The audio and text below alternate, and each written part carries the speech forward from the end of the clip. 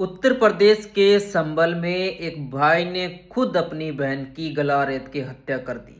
हत्या का ये जो कारण है ये ऑनर किलिंग के अंदर आता है। यानी जब किसी माँ बाप को या किसी भाई को ये अंदेशा हो जाता है कि उसकी जो बहन है वो किसी दूसरी जाति के से दूसरे धर्म के लड़के से प्रेम करती है और वो हमें समाज में बदनाम करवा सकती है, इसलिए माँ बाप या उसका जो भाई है खुद अपनी बेटी या अपनी बहन की हत्या कर देते हैं।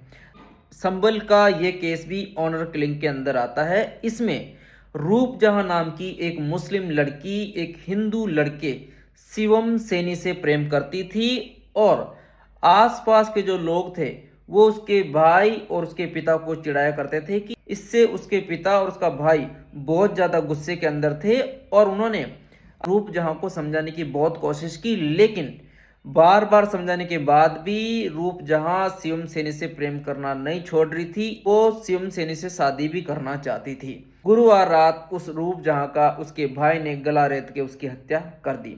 हत्या करने के बाद उसके भाई ने खुद पुलिस को फोन किया कि मैंने मेरी बहन की हत्या कर दी है और अब आप मुझे गिरफ्तार कर लीजिए। हत्या के बाद में रूप जहां के पिता कहना है कि मेरे बेटे ने जो भी किया है वो सही किया है, क्योंकि हमारी बेटी एक हिंदू से प्रेम करती थी और वो उस शिवम सैनी से शादी भी करना चाहती थी और ये संभव नहीं था क्योंकि शिवम सैनी हिंदू है और हम मुस्लिम। इस भी कोई प्रेम करता है तो वो ये नहीं देखता कि सामने वाला किस धर्म का है किस जाति का है।